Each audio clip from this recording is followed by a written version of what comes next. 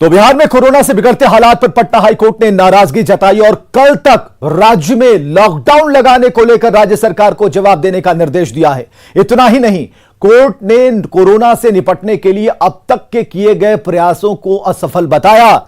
जनहित याचिकाओं पर सुनवाई करते हुए जस्टिस CS सिंह की खंडपीठ ने कहा कि केंद्रीय स्वास्थ्य टीम और राज्य सरकार की रिपोर्ट में भी विरोधाभास है। पटना हाईकोर्ट ने ऑक्सीजन की किल्लत के बीच कालाबाजारी की आशंका जताई, क्योंकि PMCH में कोरोना मरीजों की संख्या कम होने के बाद भी ऑक्सीजन की खपत ज्यादा बताई जा रही है, जबकि NMCH में अधिक मरीज होने के बाद भी ऑक्सीजन की खपत वहां कम है। हाईकोर्ट ने IGIMS को कोविड डेडिकेटेड अस्पताल बनाने की धीमी रफ्तार पर नाराजगी जताई। वहीं बिहटा की ESIC अस्पताल में भी सुविधाओं की कमी की वजह से कोविड मरीजों का समुचित इलाज नहीं हो पा रहा और इस मामले में कल भी सुनवाई जारी रहेगी। तो बिहार में कोरोना संक्रमण की रफ्तार को देखते हुए डॉक्टरों के सबसे बड़े संघ IMA ने भी सरकार से 15 दिनों के लिए लॉकडाउन लगाने की मांग की है। IMA के कार्यकारी अध्यक्ष डॉक्टर अजय कुमार ने कहा कि कोरोना की रफ्तार को रोकने के लिए सभी डॉक्टर और स्वास्थ्यकर्मी गोलबंद होकर लॉकडाउन लगाने की सरकार से अपील करेंगे, क्योंकि हालात हाथ से निकलते जा रहे हैं और ऐसे में लॉकडाउन से ही संक्रमण की चेन को तोड़ा जा सकता है। व्यवस्था के अंदर में एक छोटे पीरियड के लिए लॉकडाउन की आवश्यकता दिखाई दे रही है, जिसकी IMA ने मांग की है। हमारे राष्ट्रीय अध्यक्ष डॉक्टर सहजानंद प्रसाद सिंह ने इसकी कुछ दिन पहले ही मांग की थी और हम बिहार का भी IMA इसका सपोर्ट करता है और मैं समझता हूं कि सरकार को इस पर विचार करना चाहिए। तो बिहार में संक्रमण की सुनामी के आगे सरकारी से लेकर तमाम निजी अस्पताल फुल हो चुके हैं। कहीं बेड की कमी है, कहीं ऑक्सीजन की किल्लत है और सिस्टम और सोसाइटी को इन्हें परेशान कर रखा है। लेकिन इस आफत काल के बीच पटना से एक राहत वाली खबर भी है।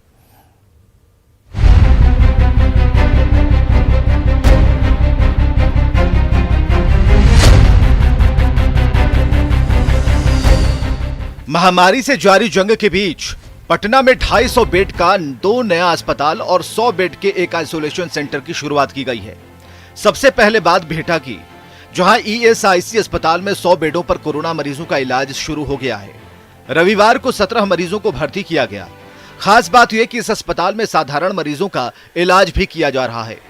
200 बेड के अस्पताल को DRDO की ओर से तैयार किया गया है। उम्मीद है अगले 3 दिन में इस अस्पताल में बाकी 100 बेड की व्यवस्था कर दी जाएगी। इधर पटना के राजेंद्र नगर नेत्र अस्पताल में 125 बेड का ग्रेड 2 अस्पताल भी शुरू हो गया और यहां भी कोरोना के मरीजों का इलाज शुरू हो गया है। हालांकि गंभीर संक्रमण वाले मरीजों को यहां भर्ती नहीं किया जा रहा। यहां पर लेवल 2 का हॉस्पिटल बनाया गया है, जहां पर की जो मरीज हैं वो भर्ती किए जाएंगे, उनका इलाज होगा। लेकिन अगर वो क्रिटिकल होते हैं, उनकी स्थिति विकट होती है, तो उन्हें फिर यहाँ से दूसरे अस्पतालों में या सरकारी अस्पतालों में ट्रांसफर किया जा सकता है। और ये 125 बेड का जो अस्पताल है ये शुरू हो गया है। यहाँ पर बिहार में जिन भी मरीजों, कोविड के मरीजों को बेडों की किल्लत होती है, वो यहाँ पर आके अपना इलाज करा सकते हैं और उनका सकुशल रूप से यहाँ पर इलाज किया जाएगा। ये तमाम व्यवस्था पटना के राजेंद्र नगर नेत्र चिकित्सालय में 125 बेड के अस्पताल में की गई है। तो कोरोना से जंग जीतने के लिए पटना में जहां 250 बेड के 2 नए अस्पताल शुरू हो चुके हैं, वहीं कंकड़बाग के पाटलिपुत्र स्पोर्ट्स कॉम्प्लेक्स को भी 100 बेड का आइसोलेशन सेंटर बनाया गया है, ताकि कोरोना संक्रमित सामान्य मरीजों का यहां इलाज किया जा सके। और ये देखिए यहाँ पे जो है वो कोविड जो है आइसोलेशन सेंटर जो है वो बनाया गया है। पूरी तरह से ये आइसोलेशन सेंटर जो है वो तैयार हो चुका है और यहाँ पे देख सकते हैं कि तमाम तरह की तैयारियां जो है वो पूरी हो चुकी है।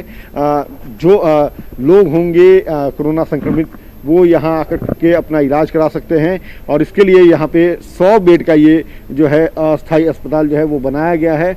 पूरी तरह से जो है तमाम तरह के जो संसाधन है वो यहाँ पे लगा दिए गए हैं। ऑक्सीजन जो है वो लगा दिए गए हैं। उसके अलावा जो अगर हम बात कर ली जाए तो वेंटिलेटर, जिसकी लेकर के लगातार जो है कमी देखने को मिल रही थी, तो वो भी यहाँ पे जो है वो बनाया हुआ है और पूरी तरह से ये अस्पताल जो है वो तैयार हो चुका है।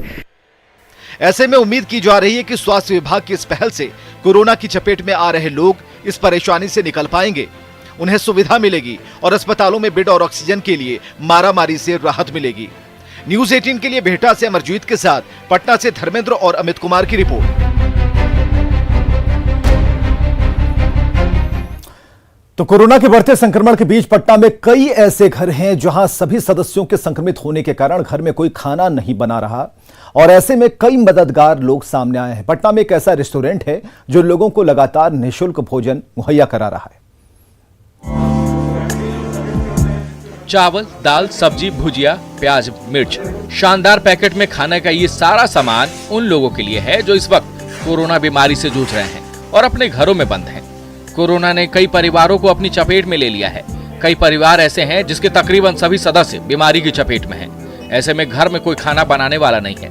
इस मुश्किल हालात में मदद के हाथ भी लोगों के उठ रहे हैं। पटना में कुछ ऐसे लोग हैं जो सामान्य दिनों में रेस्टोरेंट चला रहे थे। वे मुश्किल घड़ी में लोगों तक लगातार निःशुल्क भोजन मुहैया करा रहे हैं। जिन लोगों को दिक्कत है उन लोगों के लिए बाकायदा मोबाइल नंबर और व्हाट्सएप भी जारी किया गया है ताकि एक कॉल या मैसेज पर उन तक खाना पहुंचाया जा सके। खाने में न्यूट्रिशन और हाइजीन का भी पूरा ख्याल रखा गया है। आप देख सकते हैं तस्वीरों में ये जो खाने का पैकेट है वो तैयार किया जा रहा है और ये सिलसिला पिछले कई दिनों से चल रहा है। कई युवक हैं जो एक रेस्टोरेंट से जुड़े हुए हैं और ये लोग पिछले साल भी कोरोना के समय जो पीड़ित परिवार थे उनके लिए आगे आए थे। उधर पटना में ऑक्सीजन की कालाबाजारी की खबरों पर ईओयू की टीम ने दाऊद बीघा में छापेमारी की। इस दौरान पूजा सामग्री की दुकान से ऑक्सीजन के कई सिलेंडर जब्त किए गए। छापेमारी में दुकानदार को भी गिरफ्तार कर लिया गया है।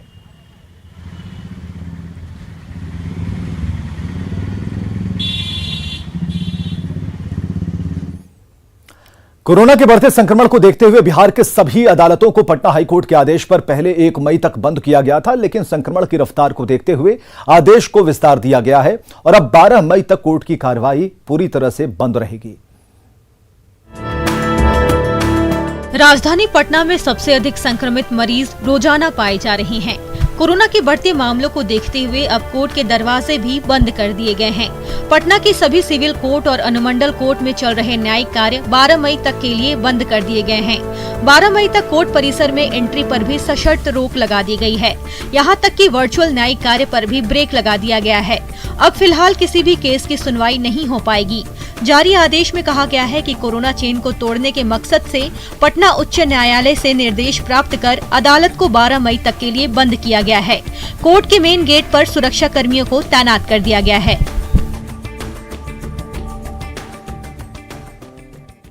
1 तारीख तक ये कोर्ट जो है पहले बंद था, लेकिन पटना हाई कोर्ट के निर्णय के बाद जो है राज्य के तमाम जो जिले हैं वहाँ के जिला व्यवहार न्यायालय को जो है वो बंद किया गया है। 12 मई तक जो है वो बंद किया गया है। सासाराम